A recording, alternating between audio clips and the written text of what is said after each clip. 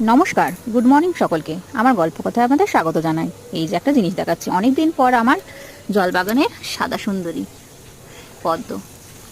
ছোট্ট পদ্মগুলো হলে পরেও দেখতে কিন্তু খুব সুন্দর হয়। এখানে একটা কুঁড়ি হয়েছিল, কিন্তু এই কুঁড়িটা নষ্ট হয়ে গেছে। আরও আসছে কুঁড়ি নতুন করে, আবার পাতা বেরিয়েছে। আর এই যেখানে আরেকটা কুঁড়ি বেরিয়েছে, এটা হচ্ছে গোলাপি সুন্দরী। আমি এগুলোর আইডি জানি না সঠিক, কিন্তু ফুলগুলো খুব সুন্দর। এগুলো আমাদের বহরমপুরের গ্রুপির থেকে পেয়েছিলাম। আর এটার এখনো আসেনি কুড়ি, এটারও আসবে ধীরে ধীরে। আর এই যে আমার ড্রাগন গাছটা ধীরে ধীরে দেখতে দেখতে কত বড় হয়ে গেছে দেখুন। সারাদিন হই হুট্টোর পর বাচ্চারা যখন ঘুমায় তাদের মুখটা দেখে কত শান্ত লাগে, মায়া ভরা মুখ। সারাদিন বদমাইশি অত্যাচার মারপিট করার পর যখন এই যে ঘুমায়, তখন পরিবেশটা কত শান্ত লাগে।